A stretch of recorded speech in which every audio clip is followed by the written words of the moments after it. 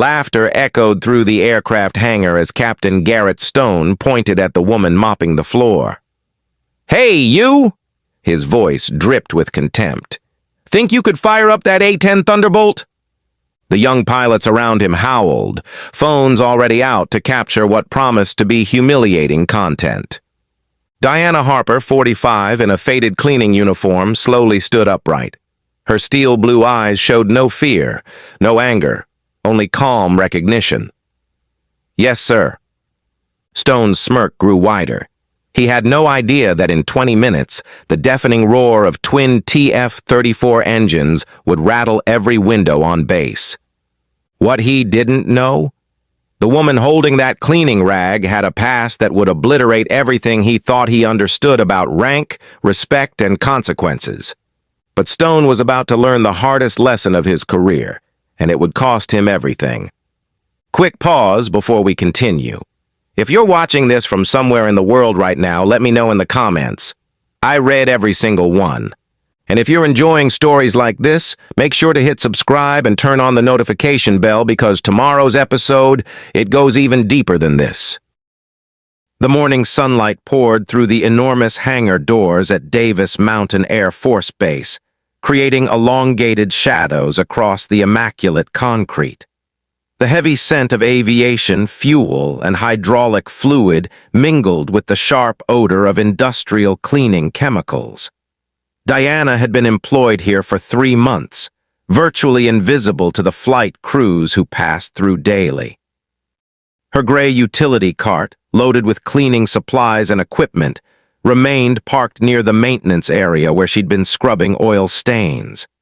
Stone strutted closer, his flight suit crisp and perfectly pressed, golden wings gleaming on his chest. At 28, he carried himself with the overconfident bearing of someone who'd never faced genuine adversity. His regulation haircut was flawless, aviator sunglasses dangling from a cord around his neck. Behind him, 4 other pilots formed his regular entourage, each eager to participate in whatever entertainment their leader had planned. "Come on, Stone," said Lieutenant Carson Blake, a stocky pilot with a pronounced Boston accent. "Leave her alone, she's just trying to work." Despite his words, Blake was suppressing a smirk, clearly anticipating whatever was about to unfold. Stone dismissed him with a wave.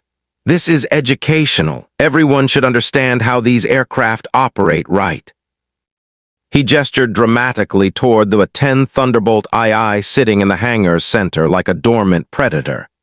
The aircraft's distinctive twin engines and massive GAU-8 Avenger cannon made it unmistakable. This particular aircraft, tail number 807463, had recently completed a training exercise and was scheduled for routine maintenance. Little did they know, Diana's next move would expose years of hidden corruption. Diana carefully set down her cleaning equipment, her movements deliberate and economical. She approached the A-10 without hesitation, her worn sneakers silent on the polished floor.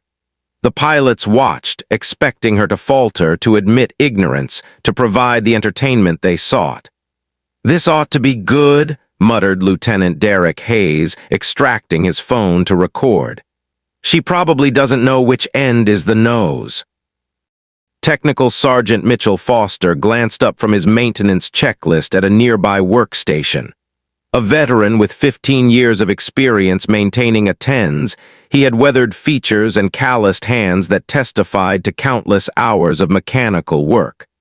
"Hold on now, that aircraft has live systems," he called out with genuine concern. "Ma'am, you should step back. These aren't toys." Stone spun around, irritated. "Relax, Foster. What's the worst that happens?"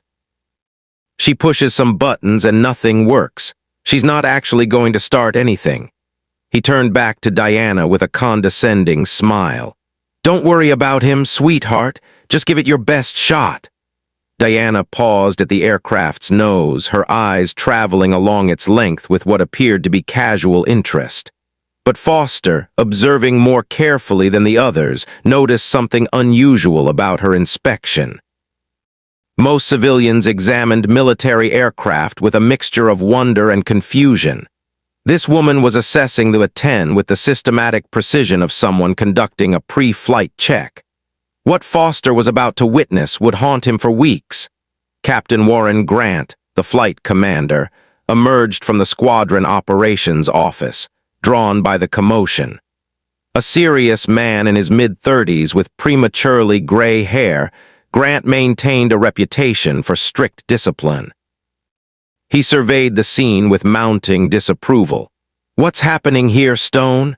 "Just having some fun, sir," Stone replied respectfully, though amusement still colored his tone. "Thought I'd give our janitorial staff some hands on aerospace education." Grant frowned. "This isn't a playground, Captain. That aircraft represents $12.8 million of taxpayer investment." He looked at Diana, who had begun circling the A-10's perimeter. "Ma'am, I need you to step away from that aircraft." But Diana didn't acknowledge him. She was crouched beside the landing gear, examining something that had caught her attention. When she stood, she held a small metal object aloft. "Safety pin was left in the gear," she said quietly, barely audible across the hangar. Foster's head snapped up from his checklist. "What did you say?" Diana walked over to him, extending the red safety pin. "Main landing gear. Someone forgot to remove it after the last flight." Foster took the pin, examining it closely. His expression grew grave. "Holy hell," he breathed. "You're right. If someone tried to retract the gear with this in place." He trailed off, the implications obvious. A gear retraction with the safety pin installed could cause severe mechanical damage, potentially grounding the aircraft for weeks. But this was only the beginning of what Diana would reveal. "Lucky guess," Stone said, though his voice carried less conviction than before. "Anyone could spot something that obvious." Diana had moved to the A-10's engine intake, peering inside with practiced attention. She circled to the port engine, then the starboard, her examination methodical and thorough.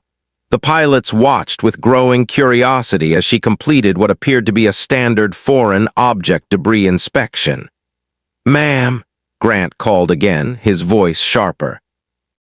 "I need you to step away from that aircraft immediately."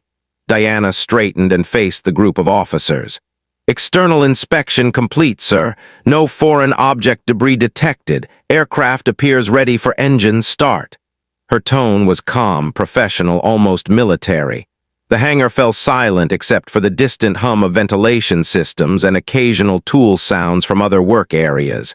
Even Stone seemed momentarily speechless. Blake recovered first. "Wait. Did she just say external inspection complete? Like she actually knows what she's doing?"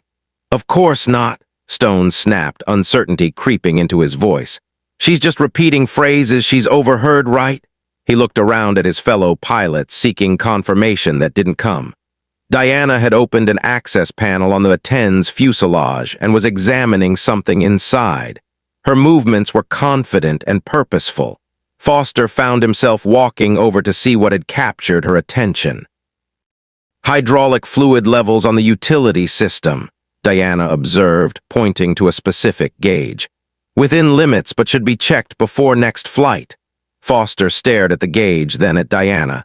"How did you, I mean, that gauge is buried behind 3 other components. Most people can't even find it, let alone read it correctly." "The utility system's critical for gear and flap operation," Diana replied matter-of-factly. "Standard pre-flight item." The truth about Diana's identity was about to shatter everything they believed. Hayes lowered his phone, his expression puzzled. "This is getting weird. How does a cleaning lady know about hydraulic systems?" "Ma'am," Foster called up to her, "before you attempt anything, I should mention that this aircraft has full fuel and a complete load of training ammunition. If something goes wrong—" "Understood, Sergeant," Diana replied without looking up from the instrument panel. "Emergency procedures reviewed and ready." The casual way she acknowledged his rank, the automatic military courtesy in her response, sent another chill of recognition through Foster. But before he could pursue the thought further, Diana's hand moved to the auxiliary power unit start switch. Grant was reaching for his radio. I need to contact base operations. We can't have unauthorized personnel operating military aircraft, even if they seem to know what they're doing. Wait, Foster said, holding up a hand. Let me check something first. He pulled out his tablet and began accessing the base maintenance database. Ma'am, can you tell me what engine start sequence you're planning to use? Diana recited from memory. APU start first. Allow 2 minutes for stabilization. Check electrical systems, hydraulics, and pneumatics. Engine start sequence port first, then starboard. Allow 30 seconds between engine starts for electrical load management. Monitor all engine parameters during run-up. Foster stared at his tablet, then up at Diana. That's word for word from the technical manual. Exactly right. No deviations. Stone's confidence was beginning to crack. So she memorized some procedures. That doesn't mean she can actually execute them. Actually, Hayes said slowly, it kind of does. Those procedures aren't published anywhere public. You'd have to have access to classified technical manuals to know them that precisely. In 30 seconds, their entire world would change forever. Diana had continued her preparations while the others talked. Her pre-engine start checklist was proceeding smoothly, each action deliberate and purposeful. She activated the APU, and the small turbine engine in the aircraft's tail section began to spool up with its characteristic whining sound. APU online, she announced, checking the generator frequency and voltage. Electrical power stable. Blake shook his head in amazement. I've been flying a 10s for 3 years, and I couldn't run through startup that smoothly without a checklist. The APU reached stable operation, providing electrical power and pneumatic pressure for the main engines. Diana continued through her checklist, verifying hydraulic pressures, checking flight control responses, preparing for engine start. Every action was textbook correct. Foster found himself caught between fascination and growing concern. This woman, whoever she really was, clearly had extensive knowledge of A-10 systems. But there were protocols to follow, chains of command to respect. Ma'am, I really should insist that you identify yourself before we go any further. Operating military aircraft requires proper authorization. Diana's hands paused on the engine start panel. For the first time since this whole encounter began, she seemed to hesitate. When she spoke, her voice was quieter, more reflective. Sergeant, have you ever had to do something you didn't want to do because it was the right thing to do? The question hung in the air, heavy with implications Foster didn't fully understand. Yes, ma'am, I suppose most of us have. Good, Diana said simply. Then you understand. Her hand moved to the port engine start switch. Beginning engine start sequence. What happened in the next 60 seconds would end multiple careers. Grant grabbed his radio. Base operations, this is Captain Grant at Hangar 7. We have a situation here that requires immediate attention. But his call was interrupted by the distinctive sound of a TF-34 turbofan engine beginning its start sequence. The port engine of the A-10 began to whine as the starter motor engaged, building toward the critical ignition point where fuel would be introduced and combustion would begin. Stone stared in disbelief as engine parameters appeared on Diana's displays, each reading exactly where it should be during a normal start. "This isn't possible," he muttered. "She can't actually be—" The engine reached ignition speed, fuel flow was established, and with a deep rumble that resonated through the hangar, the port TF-34 came to life. Exhaust temperature climbed steadily but remained within normal limits. Oil pressure built to specification. The engine was running perfectly. Foster checked his watch and began timing the interval between engine starts. 30 seconds later, exactly as Diana had specified, she initiated startup on the starboard engine. The second TF-34 spooled up with the same precision as the first, its parameters matching textbook values. The sound was magnificent and terrifying. 2 military turbofan engines at idle power filled the hangar with their distinctive roar. a sound that spoke of barely contained power and sophisticated engineering. The A-10 Thunderbolt II was alive, ready for whatever mission might be assigned. Stone stared at the running aircraft, his mouth hanging open. Around him, other personnel were beginning to gather, drawn by the sound of engines and the obvious drama unfolding in Hangar 7. Maintenance crews, other pilots, support personnel, all of them staring at the impossible sight of their cleaning lady sitting in the cockpit of a fully operational A-10. But the revelation of who she really was would shock them even more. Hayes was the first to find his voice. "Stone, I think we owe this lady an apology." But Stone wasn't ready to admit defeat. "Lucky," he said, though his voice lacked conviction. "Pure luck. Any idiot can follow a checklist if they're careful enough." Diana's voice came over the intercom system, clear and professional.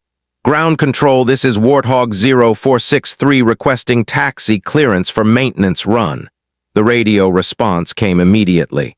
0463 negative taxi clearance. Identify pilot and authorization for this flight. Diana keyed the mic again. "Ground control, pilot identification and authorization to follow. Request permission to taxi to maintenance run area for engine operational check." Foster was frantically scrolling through database entries on his tablet. Something about Diana's voice, her radio procedure, was triggering stronger and stronger memories. There was a familiarity there that went beyond the past 3 months of watching her clean the hangar. Grant had managed to get through to base operations.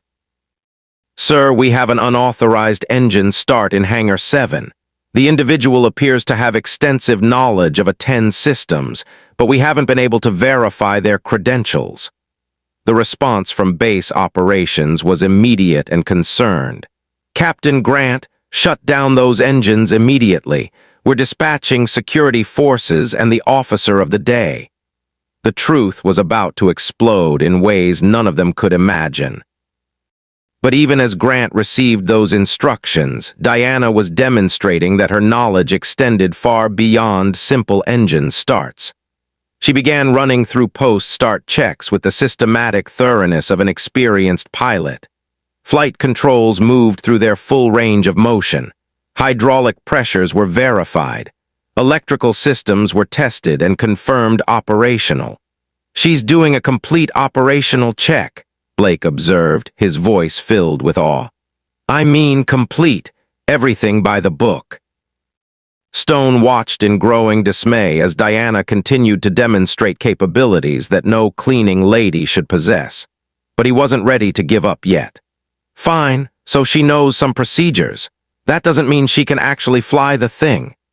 As if she had heard him, Diana released the wheel brakes and began to taxi the A-10 forward. The massive aircraft moved with surprising grace, its engines providing just enough thrust to overcome inertia and set the 12-ton machine in motion. "Holy hell," Foster breathed. "She's actually taxiing it." The sight was surreal. Through the cockpit canopy, they could see Diana in her faded cleaning uniform, aviator headset over her graying hair, maneuvering $12 million of sophisticated military hardware with casual competence. Her taxi technique was flawless, smooth control inputs, perfect tracking, appropriate speed control. Hayes lowered his phone, his expression troubled. "Stone, this isn't funny anymore. Whoever this woman is, she's not just some cleaning lady. This is starting to look like espionage or sabotage or something." Grant was talking rapidly into his radio, coordinating with base security while trying to maintain visual contact with the taxiing A-10. "Unknown pilot is demonstrating extensive knowledge of aircraft systems and procedures. Recommend treating this as a potential security incident." Foster's next discovery would change everything they thought they knew. Foster had continued his database search, and now he was staring at his screen in shock. "Guys," he said, his voice barely above a whisper, "I think I know who she is." Stone spun around. What are you talking about?" The voice, Foster said, his finger tracing across his tablet screen. "The radio procedures, the way she handles the aircraft." He looked up at the others, his face pale. "I've been trying to remember where I heard that voice before." Blake grabbed Foster's arm. "Spit it out, man." "Who is she?" Foster turned his tablet around, displaying a military service record. The photograph showed a younger woman in Air Force blues, her blonde hair regulation short, her blue eyes sharp and confident. The name block read, "Major Diana Harper, a 10 Thunderbolt II pilot." "Ghost 7, Foster whispered. The name hit the group like a physical blow. Ghost 7 was a legend in the 10 community, a call sign that had become synonymous with impossible missions and miraculous survivals. But Ghost 7 had disappeared 3 years ago during a classified operation, presumed dead when her aircraft failed to return from a combat mission in Afghanistan. Stone stared at the photograph, then at the A-10 now making a perfect turn at the end of the hangar area. "That's impossible. Ghost 7 was killed in action. There was a memorial service."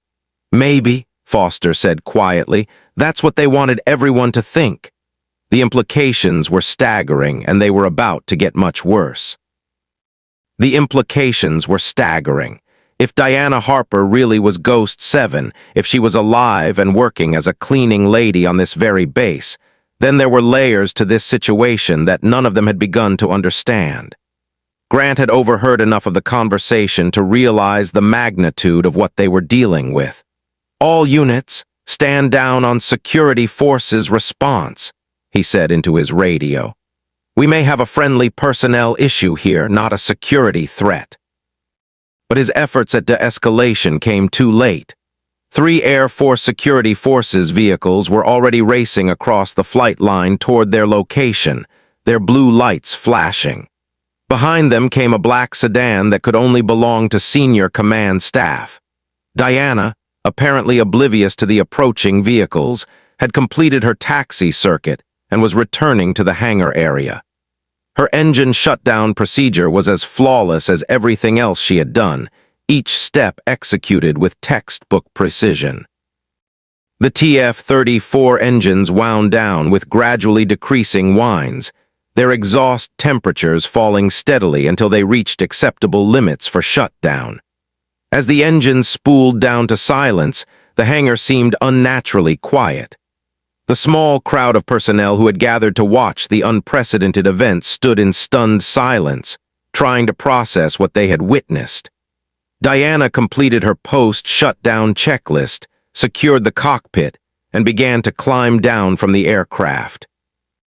Her movements were unhurried, professional, as if nothing unusual had occurred. She had simply started an aircraft, conducted operational checks, and shut it down. Routine procedures competently executed. What Foster discovered next about her combat record would leave them speechless. Stone watched her descent with a mixture of awe and growing dread. If she really was Ghost 7, if she really was a decorated combat veteran and experienced a 10 pilot, then his behavior over the past months took on an entirely different character. He thought about all the times he had dismissed her, ignored her, treated her as invisible support staff. The sick feeling in his stomach was growing stronger. Foster had continued his research, pulling up mission reports and service records. According to this, Major Harper had over 800 combat hours in the A-10, 2 distinguished flying crosses, a Purple Heart air medal with 15 oak leaf clusters. He looked up at the approaching figure of Diana Harper. "She's not just a pilot. She's one of the most decorated A-10 pilots in Air Force history." Blake was recording again, but his phone trembled in his hands. "Stone, we are so screwed." Hayes nodded, his face ashen. "If even half of what Foster just read is true, we've been completely disrespecting a genuine war hero for months." Stone said nothing. He couldn't speak. The magnitude of his mistake was beginning to dawn on him, and the implications were overwhelming, career-ending, potentially life-changing, certainly humiliating. Diana had reached the ground and was walking calmly toward the group of pilots. Her expression was unreadable, her bearing military straight despite her civilian clothes. When she spoke, her voice carried the quiet authority of someone accustomed to command. "Engines shut down, aircraft secured," she reported. "No discrepancies noted, aircraft ready for normal operations." The arrival of the base commander would expose a truth more shocking than anyone expected. The security forces' vehicles screeched to a halt outside the hangar, disgorging armed personnel who immediately began establishing a perimeter. The black sedan pulled up behind them, and Colonel Catherine Brennan, the base commander, emerged with purposeful strides.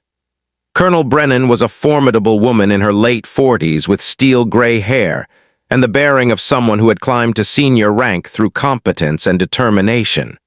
She surveyed the scene, the A-10 with its engines still ticking as they cooled, the gathered crowd of personnel, and the woman in cleaning clothes who stood at the center of it all. "Someone want to explain to me why I have reports of unauthorized aircraft operations in my hangar?" Colonel Brennan demanded. Grant stepped forward. "Ma'am, we have a situation that's somewhat difficult to explain. This civilian employee appears to have extensive knowledge of attend systems and procedures." Brennan looked at Diana, studying her face intently. Recognition flickered in her eyes. "Diana Harper," she said quietly. "Ghost 7. Diana came to attention automatically. "Colonel." "I should have known," Brennan said, shaking her head. "When the Inspector General told me they were sending someone to investigate safety culture issues at this base, I expected a man in a suit with a clipboard. I didn't expect one of the most decorated attend pilots in the Air Force to show up in Janitor's coveralls." The revelation hit them like a bomb. Inspector General investigation. The words hit the assembled group like a thunderbolt. Inspector General. Investigation. Everything suddenly made sense, and at the same time, everything became infinitely more complicated. Stone felt his knees go weak. An IG investigation meant his career was over. Everything he had done, every casual insult, every dismissive comment had been observed and documented by a federal investigator. He thought he might actually be sick. Foster was connecting dots in his head, pieces of a puzzle falling into place. "That's why you knew about the safety pin, why you spotted the hydraulic leak. You've been watching, evaluating, documenting everything." Diana nodded. "For the past 3 months, safety culture, adherence to procedures, treatment of personnel." Her eyes moved to Stone. "Professional behavior and leadership effectiveness." Brennan turned to Grant. "Captain, I'm going to need a complete briefing on everything that happened here today, and I mean everything." Her voice carried the unmistakable tone of command. "Sergeant Foster, prepare a detailed written statement about your observations." "Ma'am," Grant acknowledged, but his voice was strained. "Colonel, we had no idea." "That's rather the point of an undercover investigation, Captain," Brennan replied dryly. "Though I admit Major Harper's demonstration today was somewhat outside the scope of her original assignment." Blake found his voice. "Major, I thought she was." He gestured helplessly at Diana's cleaning uniform. "Major Diana Harper, retired," Brennan clarified, "recalled to active duty for this special assignment. Her cover as facility maintenance personnel allowed her access to all areas of the base while maintaining operational security." Stone's world was collapsing, but he was about to make it infinitely worse. Stone finally managed to speak, his voice barely above a whisper. "How long have you been watching us?" Diana looked at him directly for the first time since this whole encounter began. "Captain Stone, I've been observing your leadership style, your adherence to safety protocols, and your treatment of subordinates since my first day here. 12 weeks, 4 days, and approximately 6 hours. The precision of her answer drove home the thoroughness of her investigation. Stone realized that every careless comment, every safety shortcut, every moment of arrogance had been noted and evaluated by a trained investigator. Hayes was staring at his phone. "Oh God, I've been recording this whole thing. This is going to be evidence, isn't it? Everything that happened here today will be part of my final report," Diana confirmed, "along with my observations of the past 3 months. Foster had pulled up more service records on his tablet.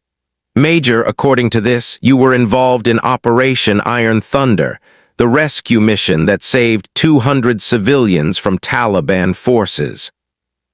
That's classified information, Sergeant, Diana replied, but her tone was gentle rather than reproving. Yes, ma'am. Sorry, ma'am. Foster secured his tablet, but his expression remained awed. It's just, that mission is legendary. They still teach it at the academy as an example of a 10-close air support capability. Brennan interrupted the conversation. Major Harper, while I appreciate the thoroughness of your investigation, I believe we need to discuss the parameters of your assignment. Demonstrating a 10 startup procedures wasn't exactly in your mission brief. Diana almost smiled. No, ma'am, but Captain Stone's challenge provided an excellent opportunity to evaluate emergency response procedures, maintenance oversight protocols, and command decision-making under unexpected circumstances. Stone's desperate attempt to defend himself would seal his fate. Stone looked around desperately for any possible escape from the situation. Colonel, I can explain. This was just meant to be harmless fun. I never intended any disrespect toward a fellow officer. Captain Stone, Brennan said, her voice carrying ice-cold authority, at what point during the past 3 months did you make any effort to learn about the background or qualifications of the personnel under your supervision? The question hung in the air like an accusation, because the answer was obvious to everyone present. Stone had never made any such effort. He had made assumptions based on appearance and job title, dismissing Diana as irrelevant support staff not worth his attention. Blake stepped forward hesitantly. Colonel, in Captain Stone's defense, none of us knew. Lieutenant Blake. Brennan cut him off sharply. That's precisely the problem. None of you knew because none of you bothered to find out. You made assumptions about a person's worth based on their job assignment and your preconceived notions about who deserves your respect. Hayes lowered his phone completely, the weight of the situation finally sinking in. Colonel, we all participated. We all watched and laughed. We're all responsible. Brennan nodded grimly. At least someone here is beginning to understand the gravity of the situation. She turned to Diana. Major Harper, I think we need to accelerate the timeline for your final report. This incident has provided more insight into the command climate issues you were sent to investigate than we could have hoped to gather through months of covert observation. Diana reached into her pocket and pulled out a small recording device. I have audio documentation of everything that transpired here, Colonel. The device has been running continuously during my assignment. Stone felt the blood drain from his face. Everything had been recorded. Every insult, every dismissive comment, every moment of casual disrespect toward someone he had assumed was beneath his notice. The full scope of his professional misconduct was documented in excruciating detail. Foster's next revelation about Diana's combat achievements left them in awe. Foster was shaking his head in amazement. Major, the way you handled that aircraft, I've seen hundreds of A-10 startups, but that was textbook perfect. Better than textbook. You made it look effortless. 837 combat hours, Diana replied simply. The muscle memory doesn't fade. Grant had been quiet, thinking through the implications. Colonel, what happens now to the investigation, I mean, and to... He gestured vaguely toward Stone. Brennan considered her response carefully. The investigation will proceed to completion. Major Harper will compile her final report, including today's events. That report will be forwarded through appropriate channels for review and action. Her eyes found Stone. As for individual consequences, that will depend on the specific findings and recommendations. Stone knew he should accept responsibility, should acknowledge his mistakes and face whatever consequences were coming. But panic was setting in, and panic made him stupid. Colonel, this whole thing was entrapment, setting up an elaborate deception to trap officers into saying things that could be taken out of context. The silence that followed his statement was deafening. Even his fellow pilots stared at him in disbelief. Brennan's voice, when she finally spoke, was deadly quiet. "Captain Stone, are you suggesting that your disrespectful treatment of what you believed to be a civilian employee was somehow justified by her actual identity?" Stone realized immediately that he had made things infinitely worse. "No, ma'am, that's not what I meant." "Then perhaps you could clarify exactly what you did mean," Brennan replied, "because it sounded very much like you were arguing that disrespect is acceptable as long as the target doesn't have the rank or authority to hold you accountable." What Diana revealed next would expose the true depth of the corruption. Diana watched the exchange with professional detachment. This was exactly the kind of leadership failure she had been sent to document. Stone's response to being caught revealed everything about his character and his fitness for command responsibility. Foster had continued scrolling through service records, and now he looked up with an expression of profound respect. "Major Harper, it says here you were awarded the Distinguished Flying Cross for single-handedly destroying 12 enemy positions while providing close air support for surrounded ground forces." "And that was just one mission. Sergeant Foster," Diana said quietly, "those awards represent the efforts of entire teams. Pilots don't accomplish anything alone." "Yes, ma'am," but Foster gestured toward the A-10. "What you just demonstrated, that level of skill and precision that doesn't come from reading manuals, that comes from hundreds of hours of experience under the most demanding conditions possible." Blake was recording again, but now his focus was entirely different. "Major, would you be willing to talk about what it was like flying combat missions? For educational purposes, I mean." Diana looked to Brennan, who nodded approval. "Combat flying is about precision, discipline, and teamwork," Diana began. "Every mission depends on careful planning, thorough preparation, and flawless execution. There's no room for carelessness or ego." Her words carried implicit criticism of everything Stone represented. Carelessness and ego had been defining characteristics of his leadership style, and everyone present understood the connection. Hayes had put away his phone entirely and was listening intently. "Major, how do you maintain that level of precision under combat stress, when people are shooting at you and lives are on the line?" "Training," Diana replied simply. "You train until procedures become instinctive, until correct responses happen automatically, even under extreme stress. And you never stop learning, never stop improving." The full scope of Stone's misconduct was about to be revealed. Again, the implicit contrast with Stone's approach was clear. He had treated training as a necessary evil, procedures as optional guidelines, and learning as something that ended with initial qualification. Brennan had been observing the interaction with professional interest. "Major Harper, I think this impromptu educational session demonstrates exactly why your investigation was necessary. The difference between professional military bearing and casual arrogance is becoming quite apparent." Stone made one last desperate attempt to salvage his position. "Colonel, I request the opportunity to provide context for my actions. This situation is being blown completely out of proportion." "Captain Stone," Brennan replied, "you'll have ample opportunity to provide your perspective during the formal investigation process. Right now, I'm more interested in understanding how this command climate developed and what systemic changes are needed to prevent similar incidents." Diana had moved closer to the A-10, running her hands along its wing surface with obvious affection. "This aircraft represents something important," she said, her voice carrying a note of emotion for the first time. "It represents the commitment of thousands of people, designers, engineers, maintainers, pilots, all working together to protect American forces and innocent civilians." Foster nodded emphatically. "Yes, ma'am. Every rivet, every system, every component represents someone's dedication to the mission." "Exactly," Diana continued.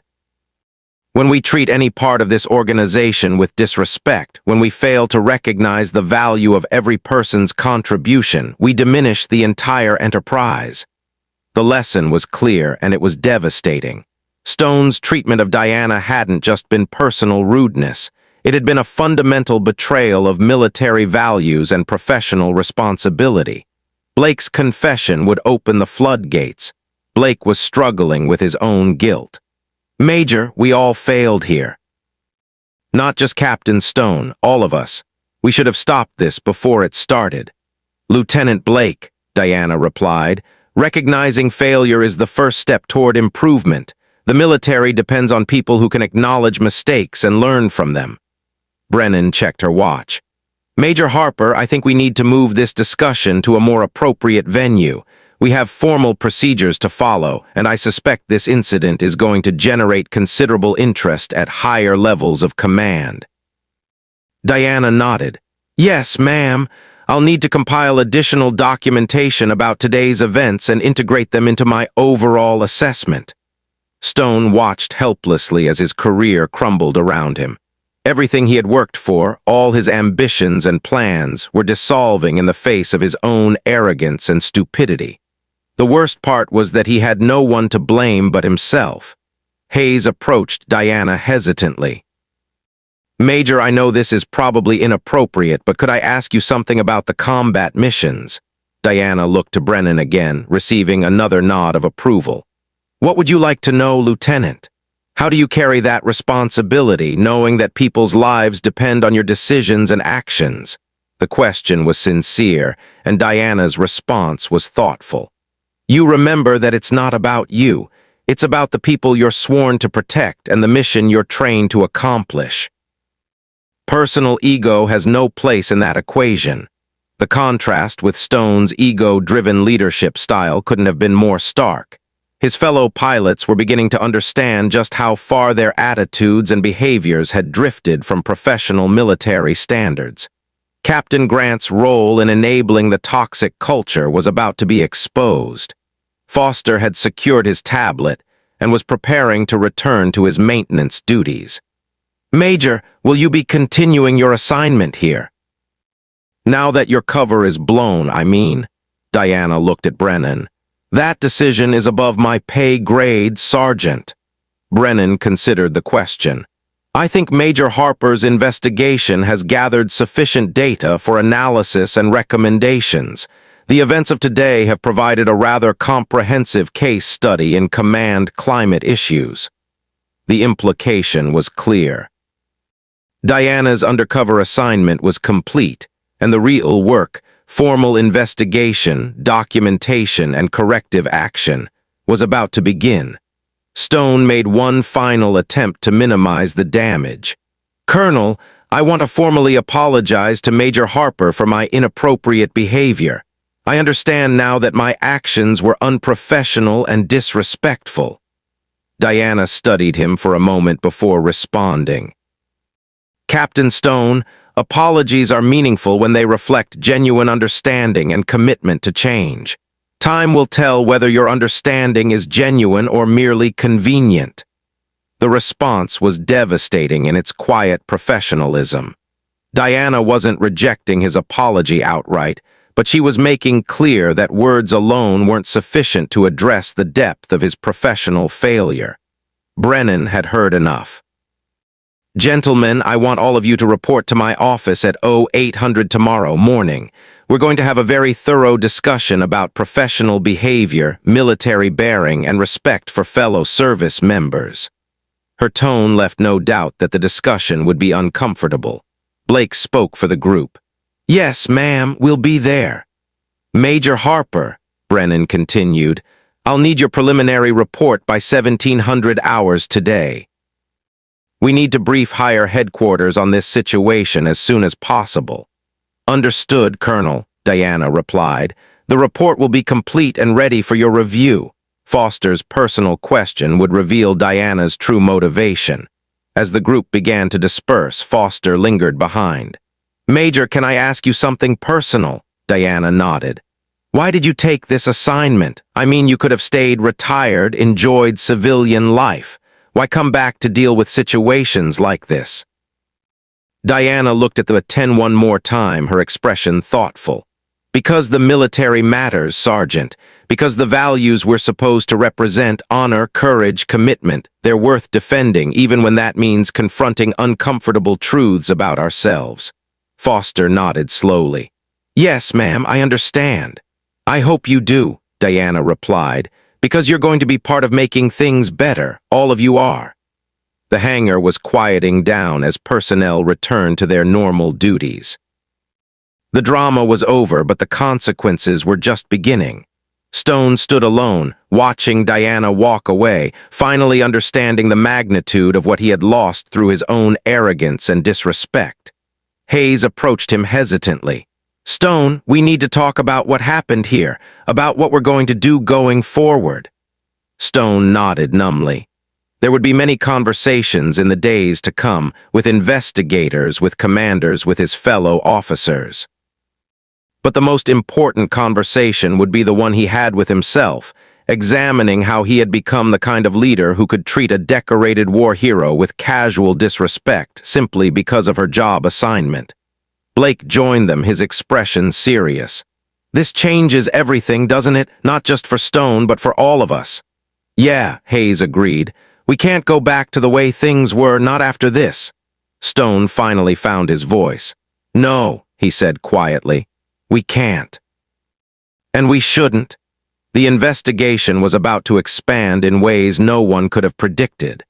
The three pilots stood together in the gradually emptying hangar, each lost in his own thoughts about professionalism, respect, and the heavy responsibility that came with wearing the uniform of the United States Air Force. The easy camaraderie of the past was gone, replaced by the sobering recognition that their behavior had fallen far short of the standards they were sworn to uphold. Outside, Diana Harper was walking across the flight line toward the base operations building, her cleaning supplies forgotten in the dramatic events of the day. She had a report to write, commanders to brief, and recommendations to make about systemic changes needed to restore proper command climate. But first, she allowed herself a moment of satisfaction. The truth was finally out, and the process of accountability could begin. It would be difficult and uncomfortable for everyone involved, but it was necessary. The military she had devoted her life to defending deserved better than the toxic environment she had documented over the past 3 months. The investigation was far from over. In many ways, it was just beginning. The base operations building buzzed with unusual activity as word spread about the extraordinary events in Hangar 7. Diana Harper made her way through corridors that had become familiar over the past 3 months. Though now she walked with the bearing of the retired major, she actually was rather than the humble cleaning lady she had pretended to be. Colonel Brennan had preceded her to the building and was already coordinating with higher headquarters. Through the open door of the commander's office, Diana could hear fragments of a heated phone conversation about investigation protocols, media management, and damage control.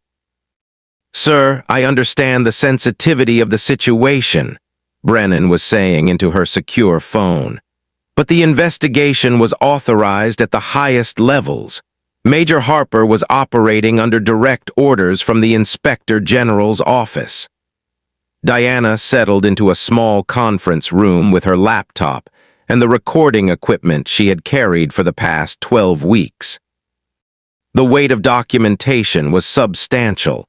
Hundreds of hours of audio recordings, detailed written observations, photographs of safety violations, and comprehensive analysis of command climate issues throughout the base. What Foster was about to reveal would expose a pattern of retaliation. As she began organizing her materials, Sergeant Foster appeared in the doorway. Ma'am, I hope I'm not interrupting. I wanted to ask if you needed any technical assistance with your report. Diana looked up from her computer. That's thoughtful, Sergeant. I could use some help correlating maintenance records with the safety incidents I've observed. Foster entered the room and took a seat across from her. Ma'am, I have to ask, how bad is it? The investigation findings, I mean. Are we talking about individual disciplinary actions or something bigger? Diana considered her response carefully. Sergeant, what I've documented goes beyond individual behavior problems. There are systemic issues with safety culture, leadership accountability, and basic military professionalism that require institutional responses. I was afraid of that, Foster said quietly.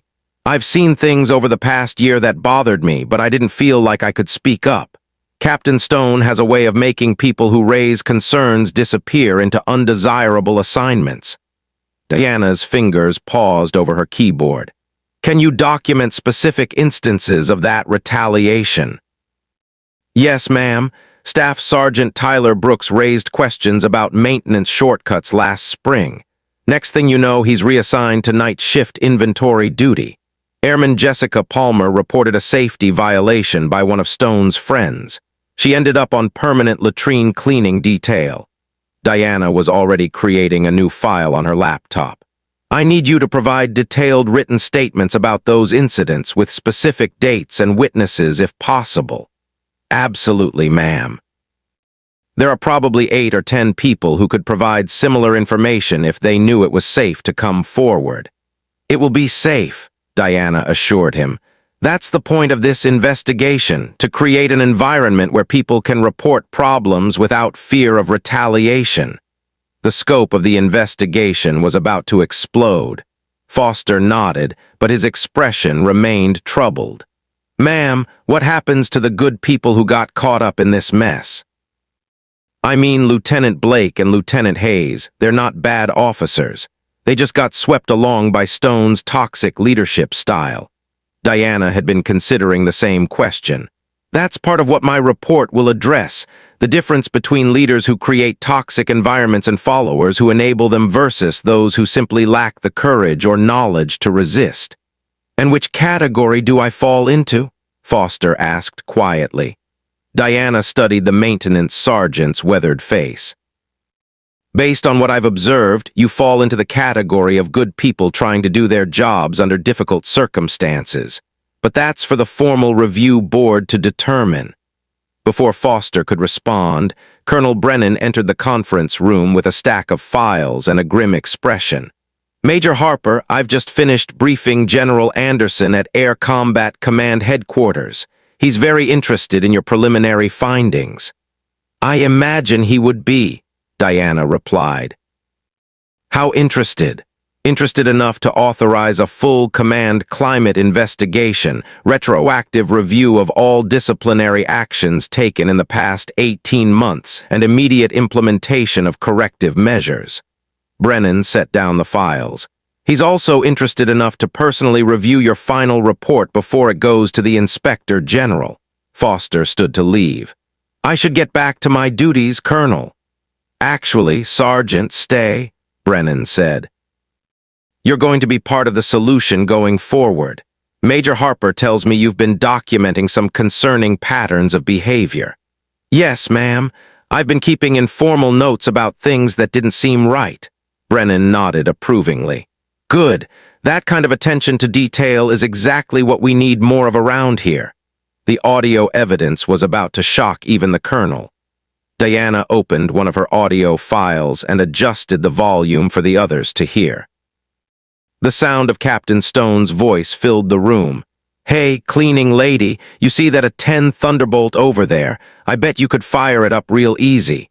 The casual contempt in Stone's tone was even more apparent when heard in the stark environment of an official investigation.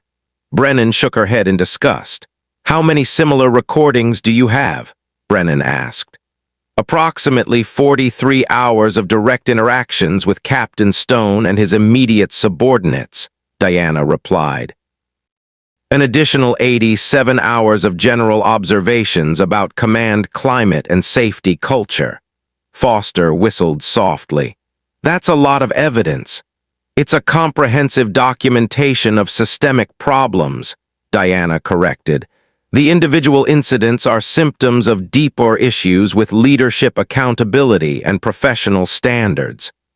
Brennan was reviewing one of Diana's preliminary reports. According to this, Captain Stone has been cutting corners on safety protocols for months.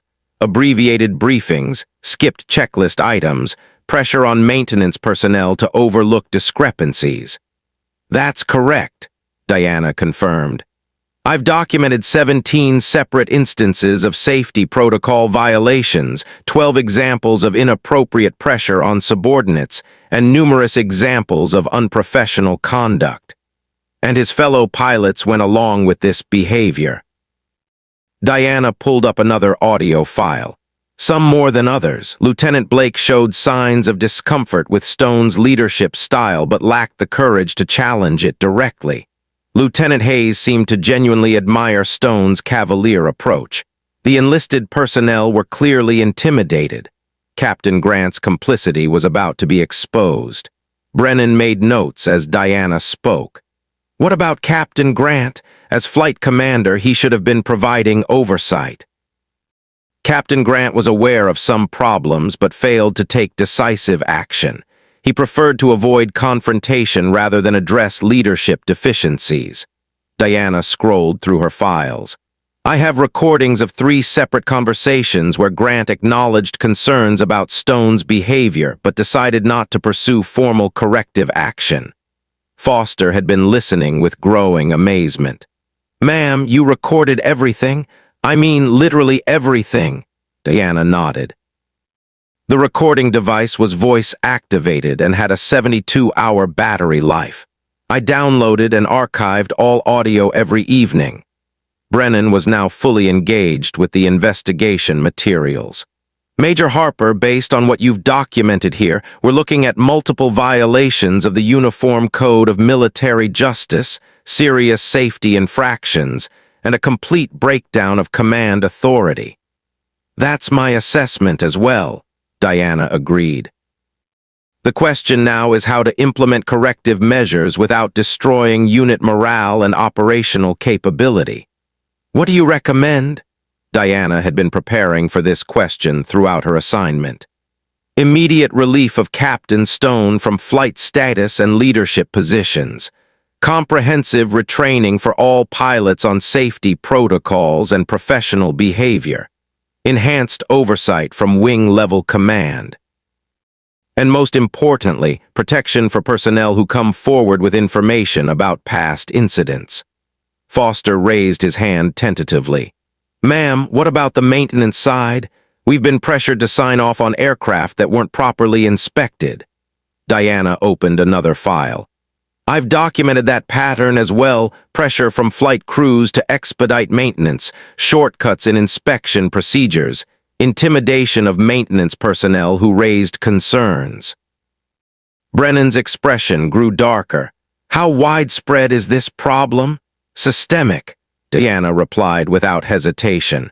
It involves multiple aircraft, multiple crews, and has been ongoing for at least 18 months based on the records I've reviewed.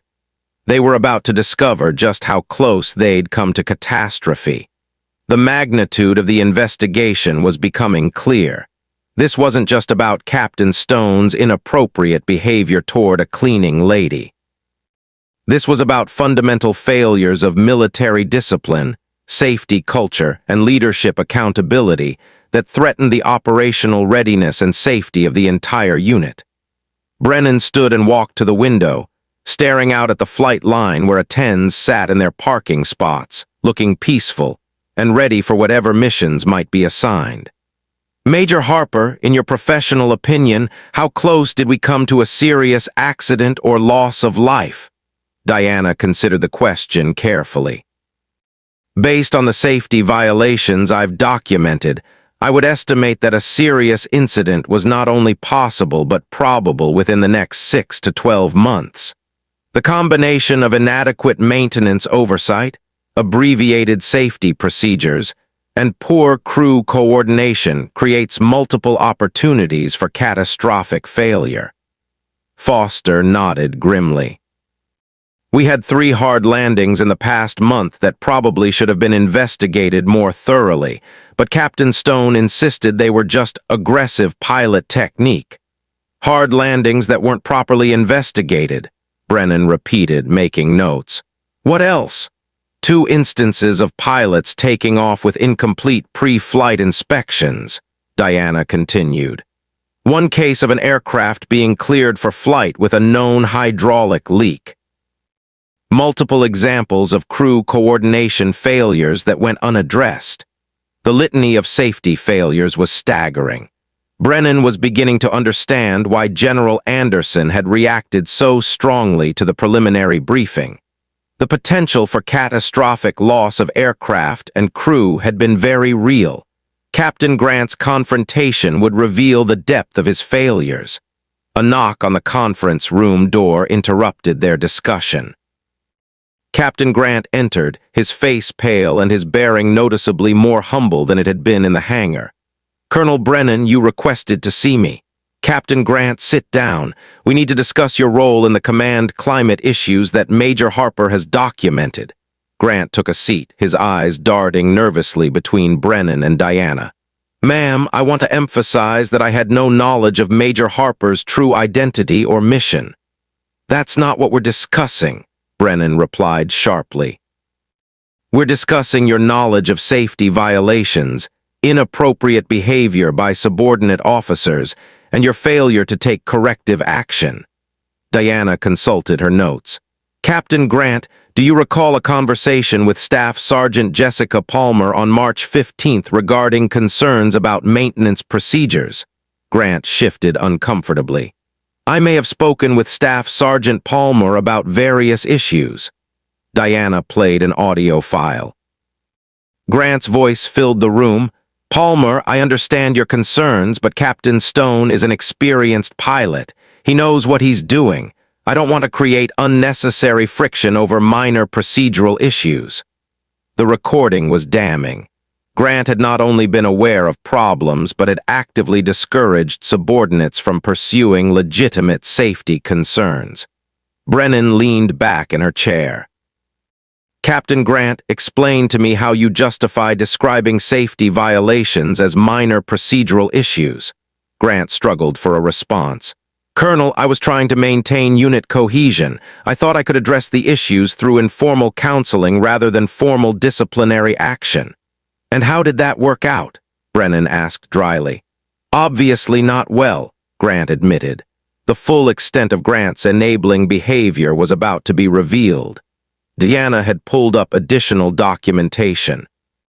"Captain Grant, I have records of 6 separate instances where you were informed of safety concerns and chose not to pursue formal investigation. In each case, you cited unit cohesion or morale as justification for inaction." "I was trying to handle things at the lowest level possible," Grant said defensively. Brennan stood up. "Captain Grant, handling things at the lowest level means correcting problems before they become systemic failures. It doesn't mean ignoring violations of federal regulations and military law." Grant realized that his position was becoming untenable. "Colonel, I accept responsibility for my leadership failures. What I don't understand is why this investigation was necessary. Why couldn't these concerns have been brought to my attention through normal channels?" Diana answered the question. "Captain Grant, they were brought to your attention through normal channels multiple times.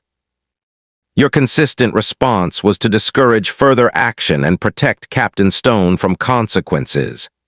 The audio recordings provided undeniable proof of Grant's pattern of enabling Stone's behavior. There was no plausible defense for his failures of leadership and oversight.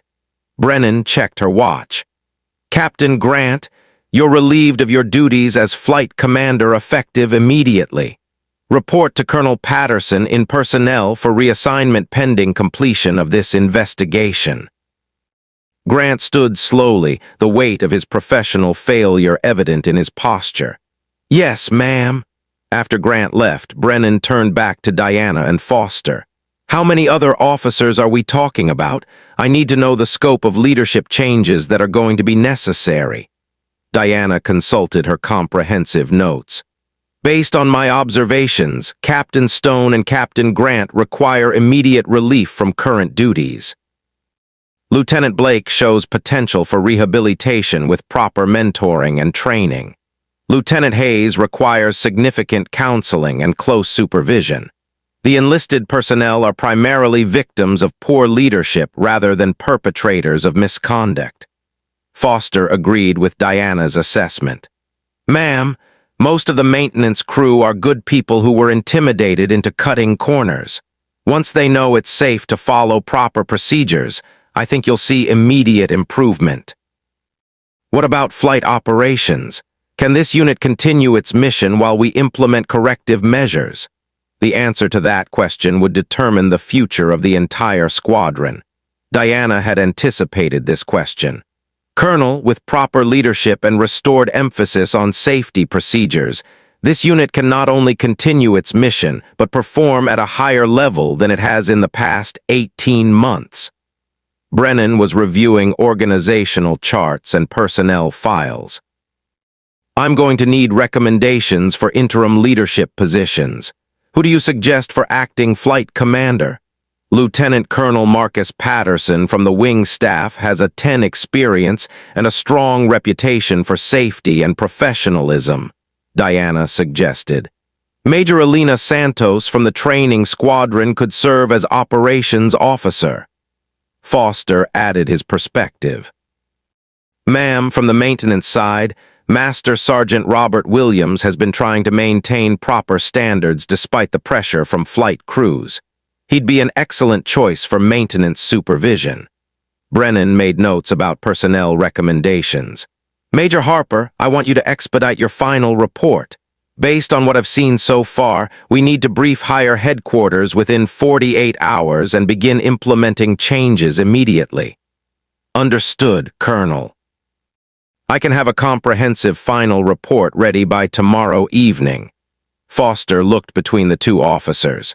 Ma'am, what happens to people like me who witnessed problems but didn't do enough to stop them?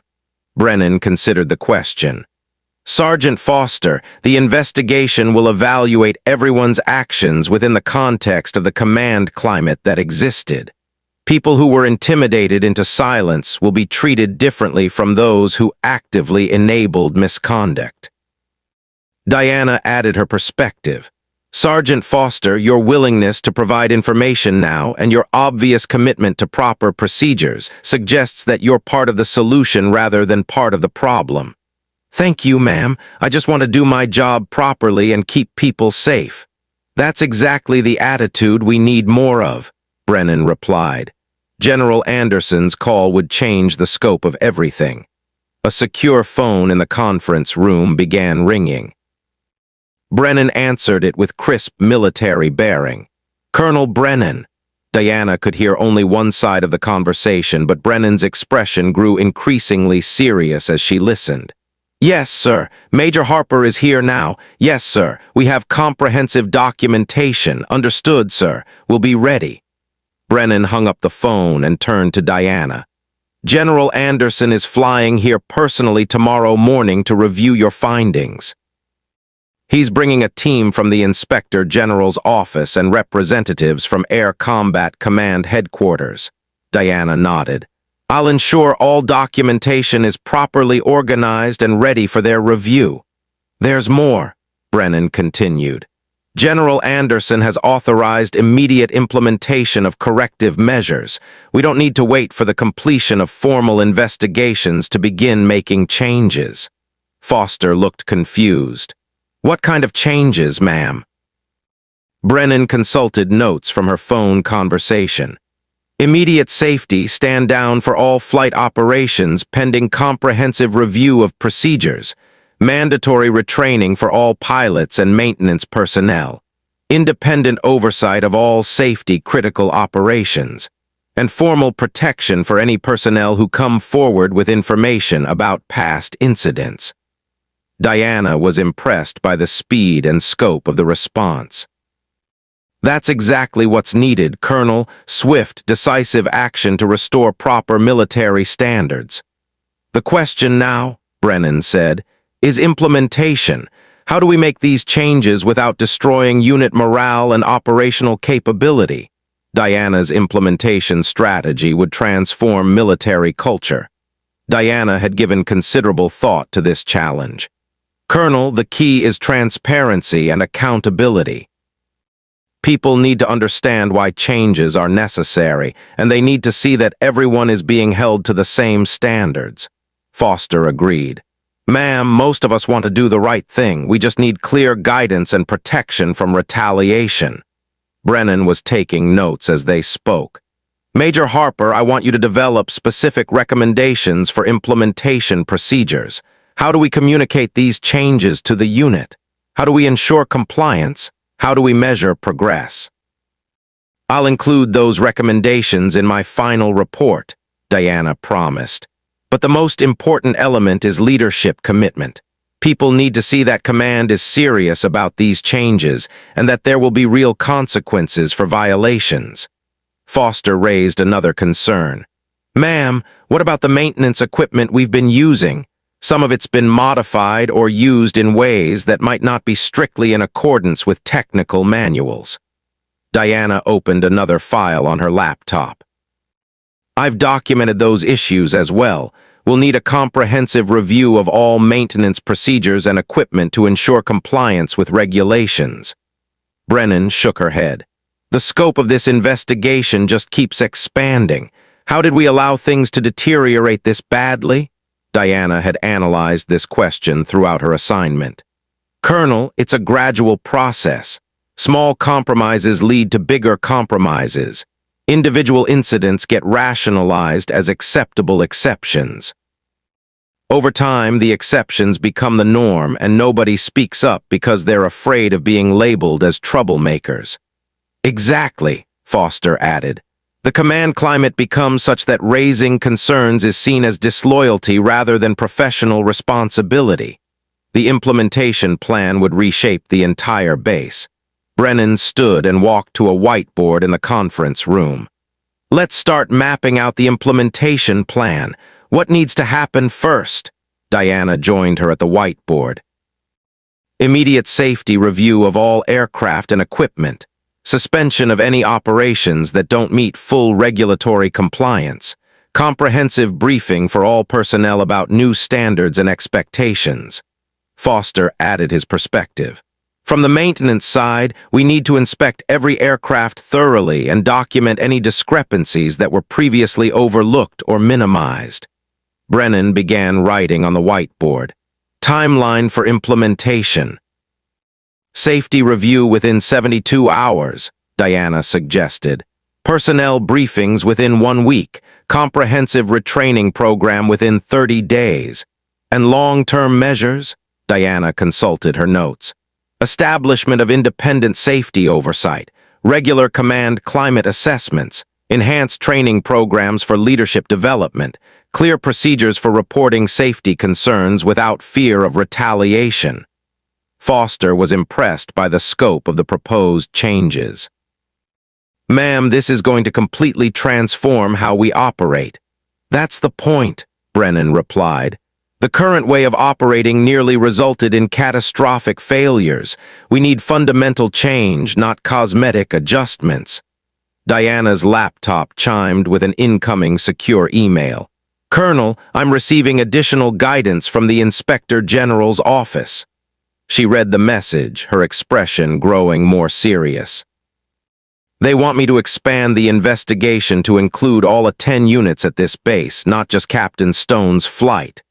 The investigation was about to become exponentially larger. Brennan considered the implications. How much additional work are we talking about? Substantial, Diana admitted. But if the problems we've identified are systemic, they may exist in other units as well. Foster looked worried.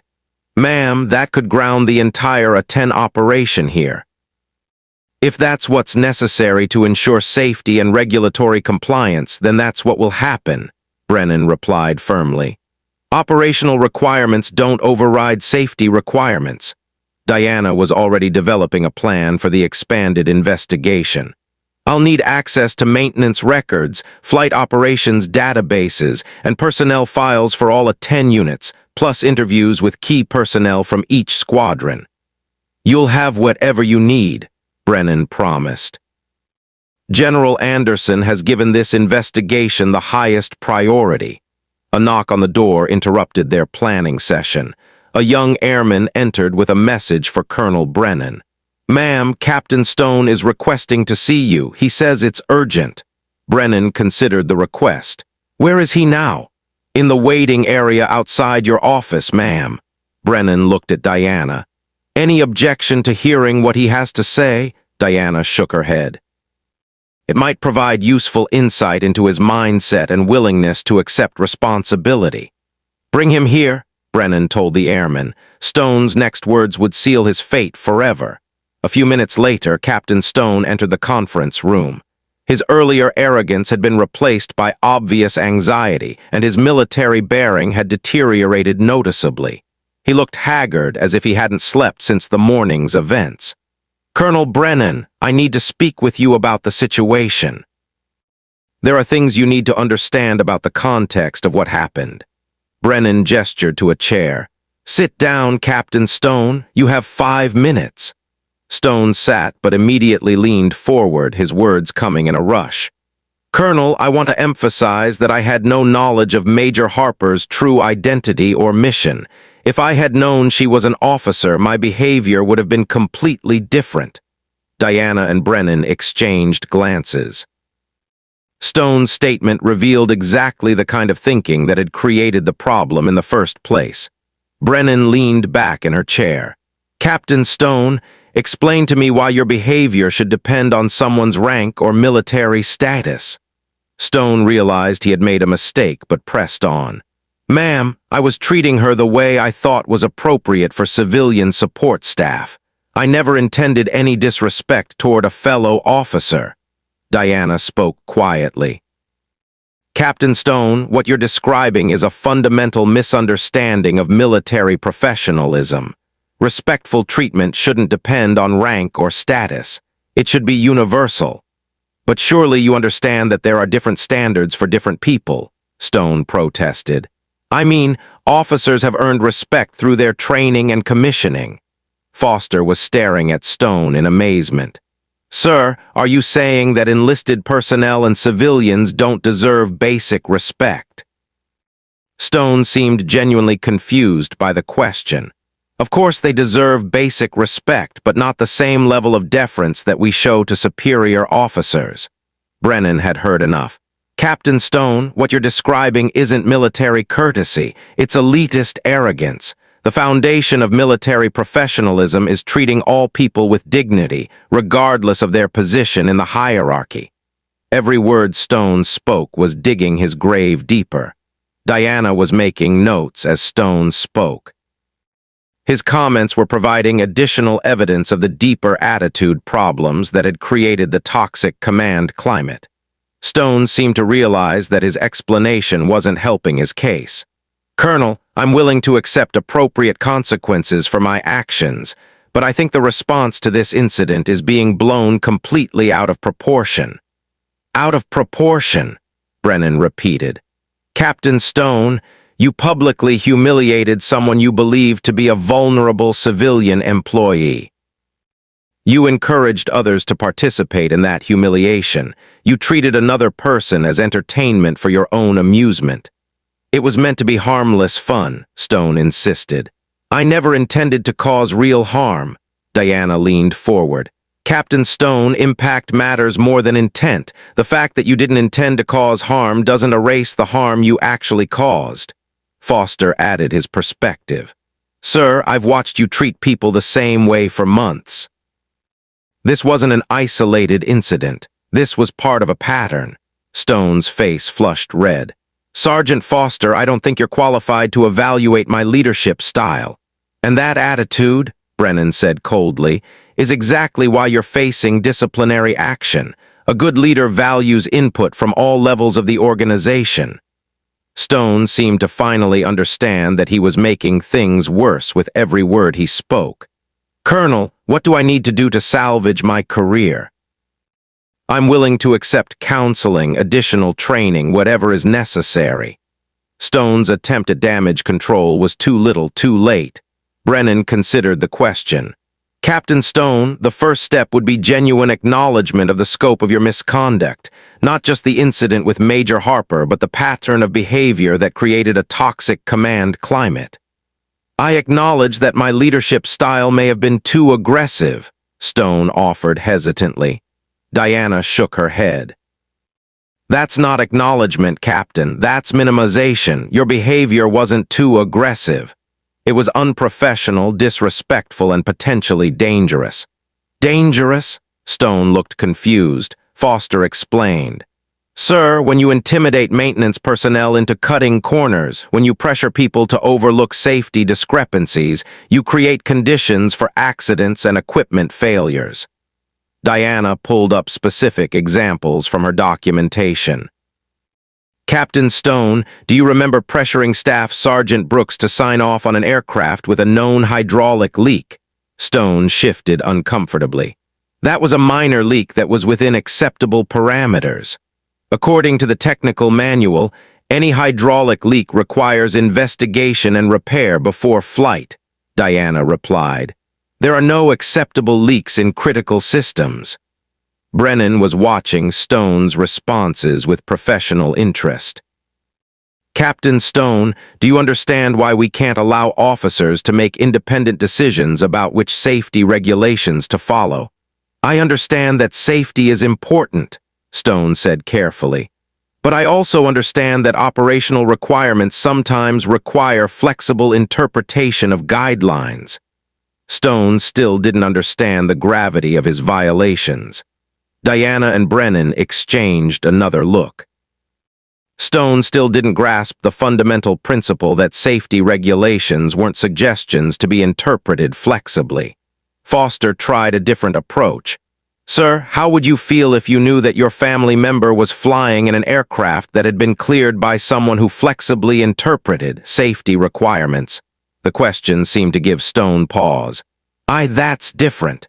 I was making informed decisions based on experience and judgment. Were you? Diana asked. Or were you making convenient decisions based on schedule pressure and a desire to avoid paperwork? Stone had no good answer for that question. Brennan stood up. Captain Stone, I've heard enough to understand your mindset. You're relieved of flight status effective immediately.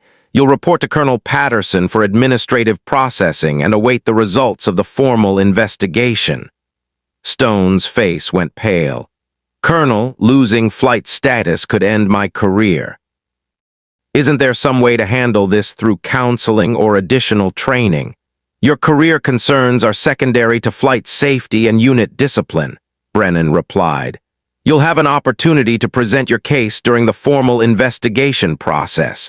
Stone stood slowly, finally accepting that there was no easy way out of his situation. Yes, ma'am. Stone's departure left a heavy silence in the room.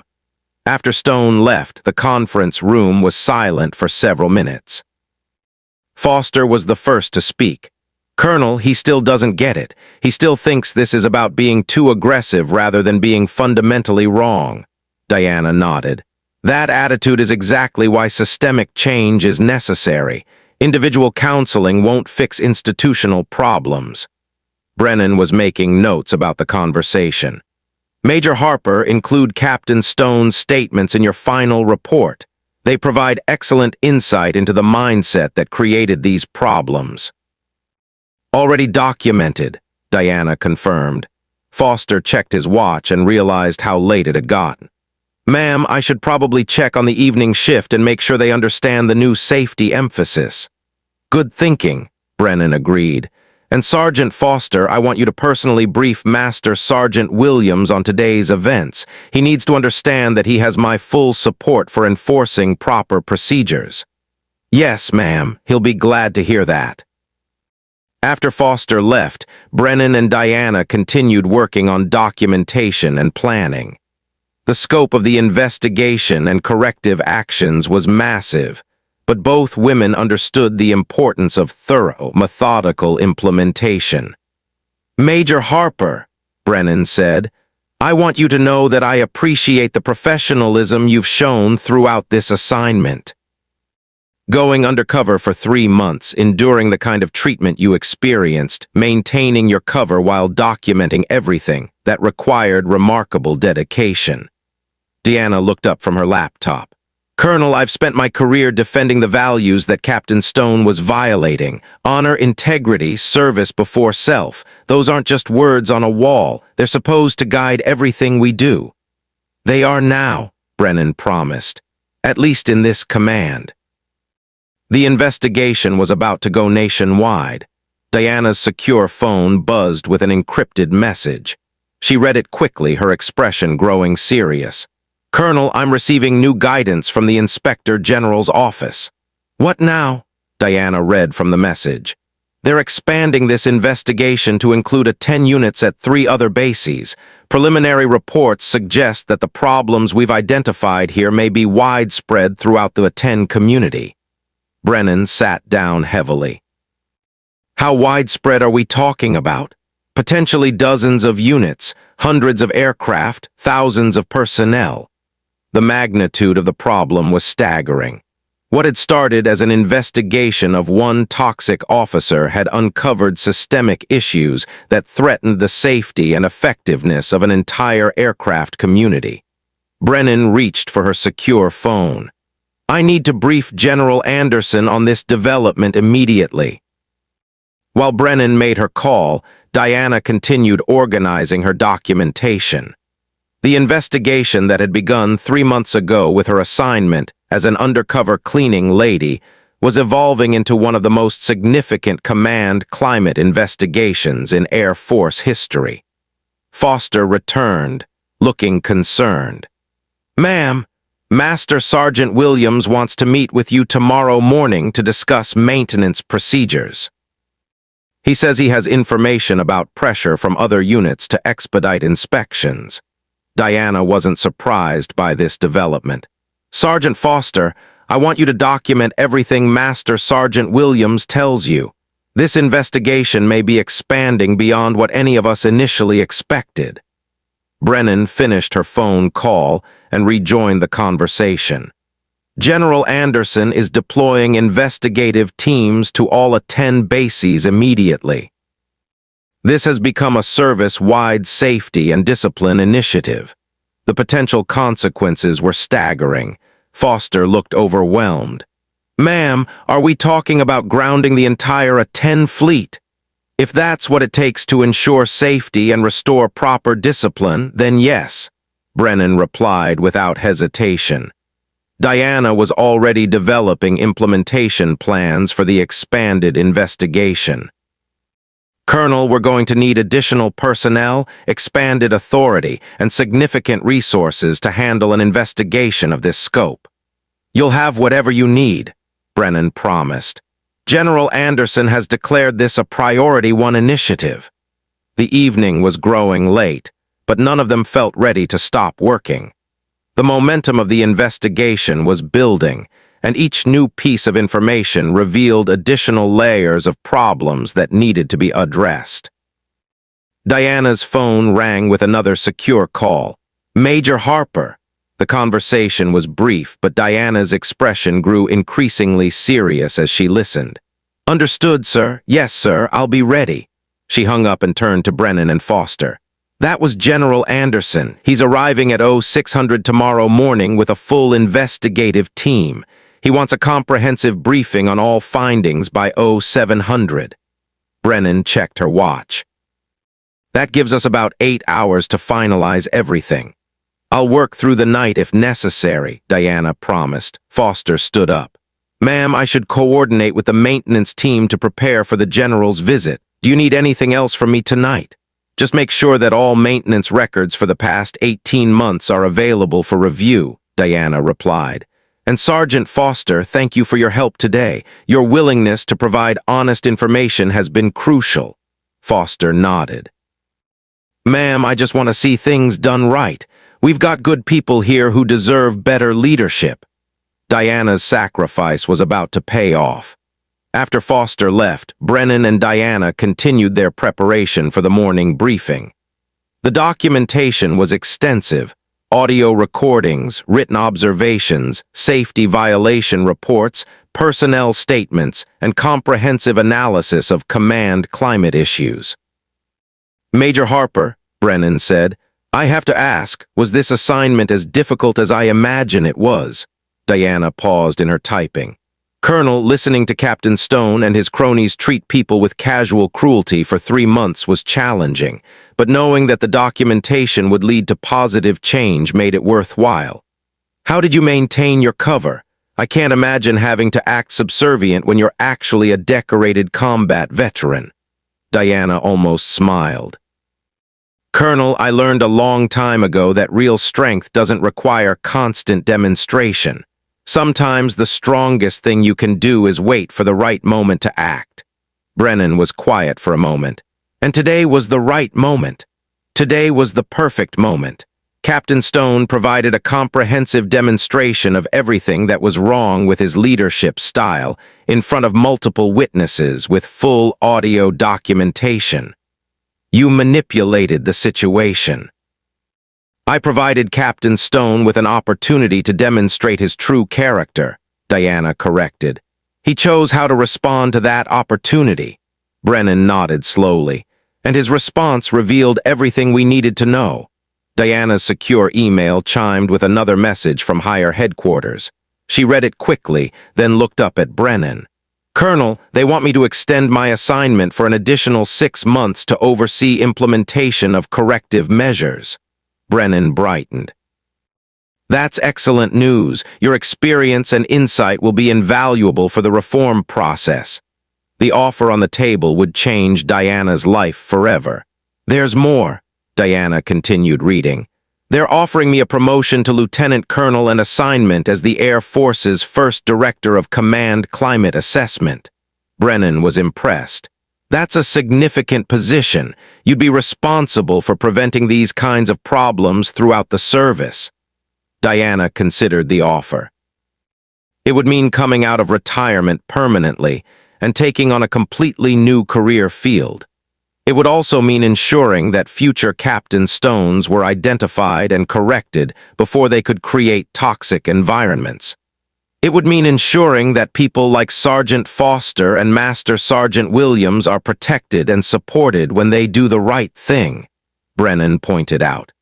Diana saved her work and leaned back in her chair. Colonel, 3 months ago, I was looking forward to a quiet retirement. Now I'm being offered the chance to help reform military culture at the institutional level. What are you thinking? I'm thinking that the military gave me everything, training, purpose, the opportunity to serve something bigger than myself. Maybe it's time for me to give something back. Brennan smiled. I think the Air Force would be lucky to have you in that role. Diana made a note to respond positively to the assignment offer. I'll accept the position.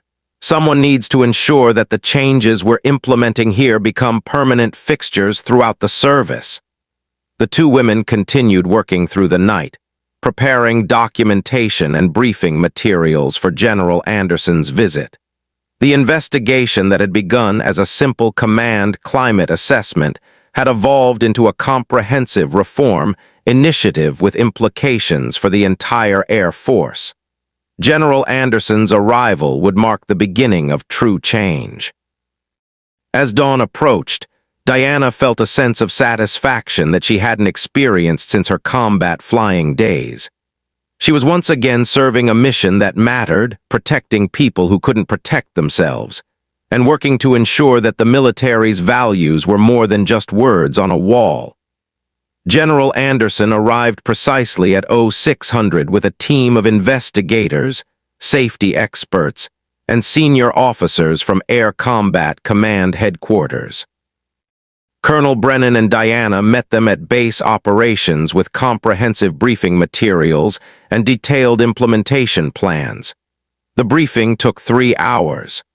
General Anderson listened intently as Diana presented her findings, asked pointed questions about specific incidents, and reviewed the audio documentation that provided undeniable evidence of systemic problems.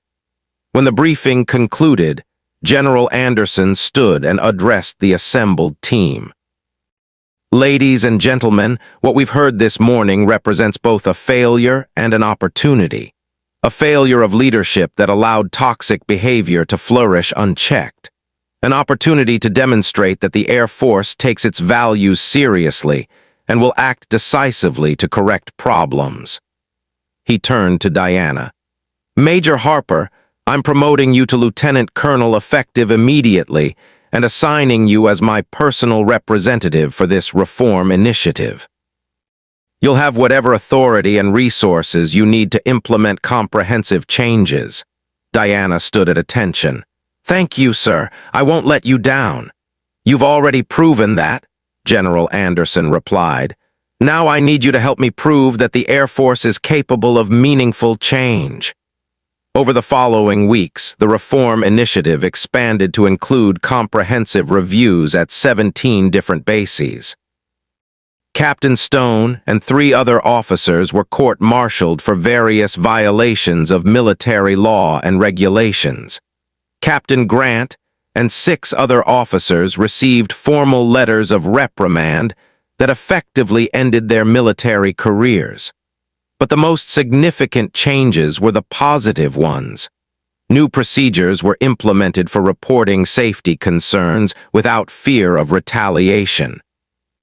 Leadership training programs were enhanced to emphasize respect for all personnel regardless of rank or position. Independent oversight mechanisms were established to prevent future command climate problems. Lieutenant Blake and Lieutenant Hayes both successfully completed enhanced training programs and went on to distinguished careers, having learned valuable lessons about the difference between true leadership and toxic authority. Sergeant Foster was promoted to Technical Sergeant and selected for advanced leadership training. Master Sergeant Williams was appointed as the Wing's Senior Enlisted Advisor for Safety Culture, a new position created specifically to ensure that experienced enlisted personnel had direct access to senior leadership for reporting concerns.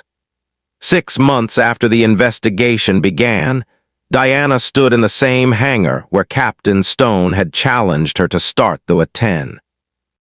But now the hangar hummed with purposeful activity guided by mutual respect and professional competence. Safety violations had dropped to near zero. Morale surveys showed dramatic improvement. Most importantly, the unit was performing its mission at the highest levels of effectiveness and safety. Colonel Brennan, who had been promoted to General Brennan and assigned to head the Air Force's new Command Climate Assessment Division, joined Diana for a final walkthrough of the transformed facility. Lieutenant Colonel Harper, I have to say that this transformation exceeds even my most optimistic expectations. Diana watched as pilots and maintenance personnel worked together with obvious mutual respect and professional camaraderie. General, people want to do the right thing. They just need leadership that supports and encourages them. And protection from leaders who would exploit or intimidate them, Brennan added. Exactly. But Diana's mission was far from over. Diana's secure phone buzzed with an encrypted message. She read it quickly, her expression growing thoughtful. General, I'm being recalled to Washington for a new assignment. Brennan looked concerned. I hope that doesn't mean this program is losing its champion. Quite the opposite, Diana replied. They want me to brief the Joint Chiefs of Staff on expanding this reform initiative to all service branches. That's ambitious. That's necessary, Diana corrected. The problems we found here exist throughout the military, but so does the potential for positive change. Brennan extended her hand. Lieutenant Colonel Harper, it's been an honor serving with you. Diana shook her hand firmly. The honor was mine, General. As Diana walked toward the base operations building to catch her flight to Washington, her phone rang. The caller ID showed only a number, no name. Lieutenant Colonel Harper. Ghost 7, this is Control. We need to talk. Diana paused mid-stride. Control was the code name for her former handler in the classified operations world, a world she thought she had left behind. I'm in the Air Force reform business now, Control. My operational days are over. Are they? We have a situation that requires your specific skill set, international scope, classified level, and we need someone who can maintain cover while conducting sensitive investigations. The call that would change everything. Diana looked back at the hangar where the A-10s sat ready for their missions. How classified? Let's just say you'll need your old call sign again and pack for extended deployment. The line went dead, leaving Diana with a familiar mixture of anticipation and apprehension. Her reformation of military culture had caught the attention of people in very high places. And apparently, her unique combination of combat experience, investigative skills, and ability to operate undercover was needed for something much bigger than command climate assessment. She thought about the quiet satisfaction of the past 6 months, the positive changes she had helped implement, the toxic leaders who had been held accountable, and the good people who had been empowered to do the right thing.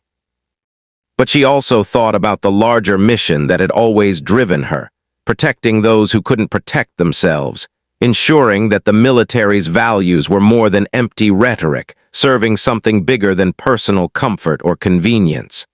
Her phone rang again. This time it was General Anderson. Lieutenant Colonel Harper, I've just received a very interesting call from some people who technically outrank me. They seem to think you're needed for a special assignment. Yes, sir. I've been contacted. I want you to know that whatever this assignment involves, you have my full support. The work you've done here has been exceptional, and I suspect your talents are needed for something equally important. Thank you, sir. But Jackson, Ghost 7, whoever they need you to be, remember that you've got people here who respect what you've accomplished and will support whatever comes next. Understood, sir. The beginning of a new mission. Diana ended the call and continued walking toward base operations, where a military transport was waiting to take her to a destination that would undoubtedly be revealed only after takeoff. Behind her, the 10 Thunderbolt IIs sat ready for whatever missions might be assigned, maintained by people who had learned to take pride in doing things right, led by officers who had learned that true leadership meant serving others rather than exploiting them. The investigation that had started with a cleaning lady and a crude joke had ended with fundamental changes in military culture and the exposure of systemic problems that threatened operational safety and effectiveness. But for Lieutenant Colonel Diana Harper, Ghost 7, it was also a beginning. The skills that had made her an exceptional combat pilot, a successful undercover investigator, and an effective agent of institutional change were apparently needed for a new mission. One that would once again require her to become someone else, to endure whatever challenges were necessary, and to serve the larger purpose that had always defined her life. As the transport aircraft lifted off from Davis Mountain Air Force Base, Diana looked down at the facility that had been transformed from a center of toxic leadership to a model of professional military culture. The changes would be permanent, institutionalized through new procedures and ongoing oversight. The people she had worked with would continue the mission of constant improvement and mutual respect. But somewhere in the world, new challenges were waiting. New injustices that needed to be documented and corrected. New toxic leaders who thought their positions protected them from accountability. New good people who needed protection and empowerment to do the right thing. Diana Harper had found her calling once again. Diana Harper had found her calling once again. Not as Ghost 7 the combat pilot, not as the decorated war hero, not even as the undercover investigator, but as someone who understood that real strength came from serving others. That true leadership meant empowering people rather than exploiting them, and that the most important battles were often fought not with weapons, but with courage, persistence, and an unshakable commitment to doing what was right. As she settled into the uncomfortable canvas seat of the military transport, Diana allowed her mind to drift back over the past 6 months. The transformation had been remarkable, not just in the unit she had helped reform, but in her own understanding of what it meant to serve. When she had first accepted the undercover assignment, she had viewed it as a final duty before permanent retirement, one last mission to close out a distinguished career. Instead, it had become a revelation about the true nature of leadership and the responsibility that came with experience and knowledge. Watching Captain Stone's toxic influence poison an entire unit had been painful, but witnessing the rapid transformation once proper leadership was restored had been profoundly inspiring. People truly did want to do the right thing when given the opportunity and protection to do so. Diana thought about Sergeant Foster, whose quiet competence and moral courage had made him an invaluable ally throughout the investigation. He represented the backbone of the military, experienced professionals who understood their responsibilities and took pride in excellence. Under Stone's leadership, Foster had been forced to choose between his principles and his career security. Under proper leadership, he had become a mentor and example for others. The lessons learned would echo through generations. The transformation of Lieutenant Blake had been equally remarkable. Initially swept along by Stone's toxic charisma, Blake had possessed the moral foundation to recognize his mistakes and commit to genuine change. His evolution from follower to leader had demonstrated the difference between education and punishment, between development and destruction.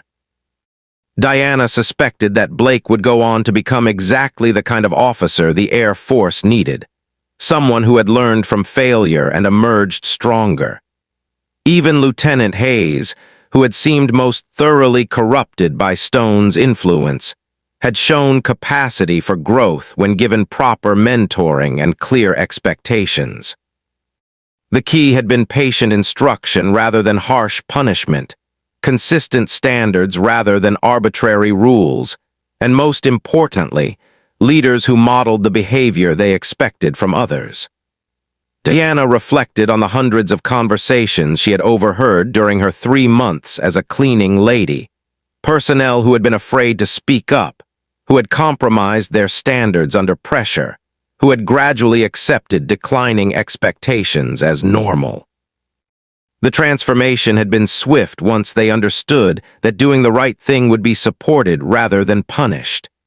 Master Sergeant Williams had perhaps undergone the most dramatic change of all. A dedicated professional who had been slowly worn down by constant pressure to cut corners and overlook problems. He had emerged as a powerful advocate for safety and excellence once given the authority and support to enforce proper standards.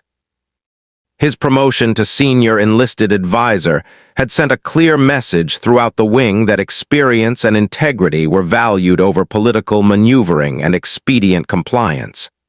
The aircraft encountered mild turbulence, and Diana shifted in her seat, her thoughts turning to the broader implications of what they had accomplished.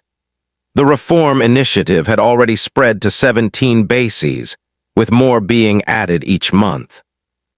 The cultural changes they had implemented were becoming institutionalized through new procedures, enhanced training, and most importantly, a generation of leaders who had seen firsthand the difference between toxic and healthy command climates.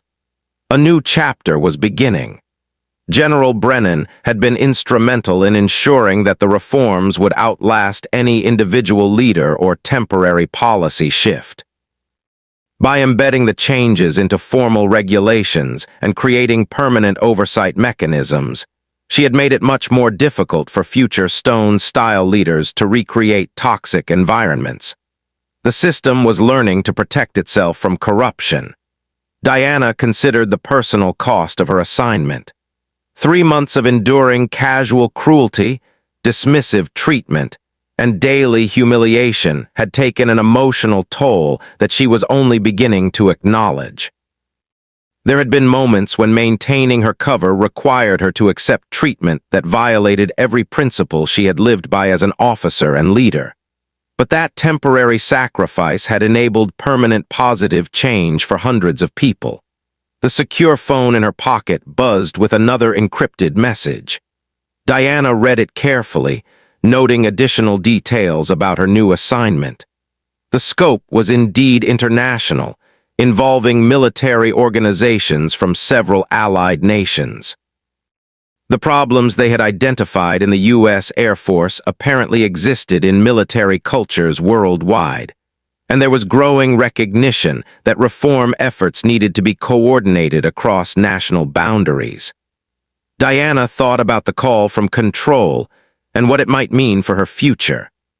Returning to the classified operations world would require her to once again assume false identities, endure difficult conditions, and work in isolation from normal support systems.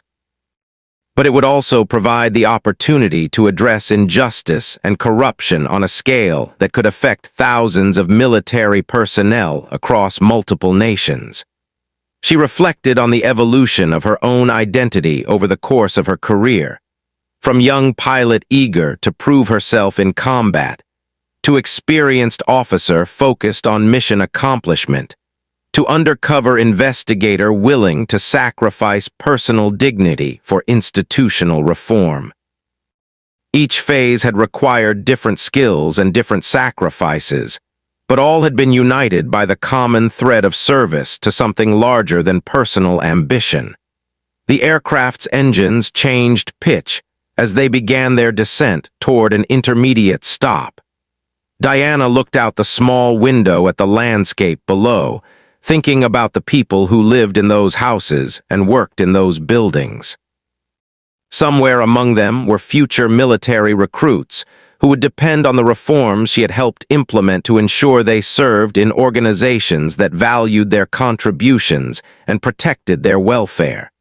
The mission continues. The memory of her final conversation with Foster came back to her. He had asked whether the investigation had been worth the personal cost, whether enduring months of disrespect had been justified by the eventual outcome.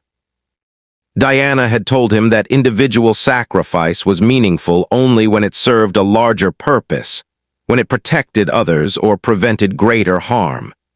Now, flying toward an unknown destination and another challenging assignment, Diana felt the truth of that statement more deeply than ever.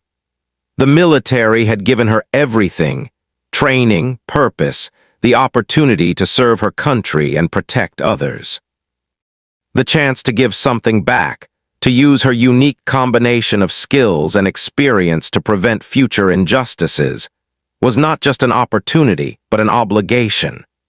Diana thought about the young airmen and soldiers who were just beginning their careers, who would serve under leaders shaped by the reforms she had helped implement.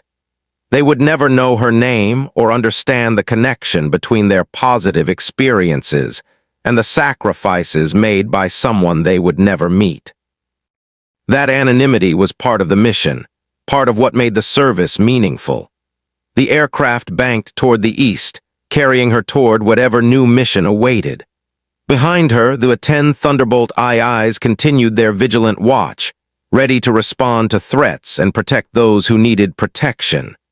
The hangars that had once echoed with toxic laughter and casual cruelty now hummed with the productive energy of professionals who took pride in excellence and mutual respect. Ahead lay uncertainty, challenge, and the opportunity to once again make a difference in ways that would never be publicly acknowledged, but would matter to the people whose lives would be touched by her service.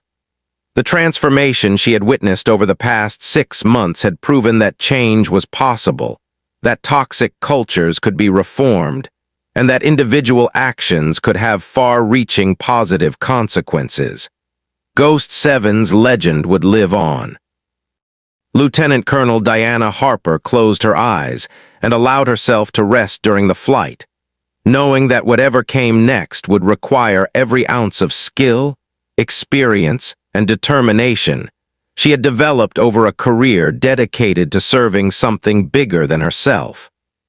The quiet woman who had endured 3 months of casual cruelty and disrespect was ready to become whoever she needed to be for the next mission.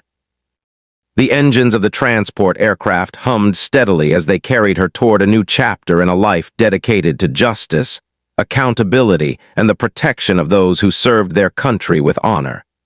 The transformation was complete, but the mission continued.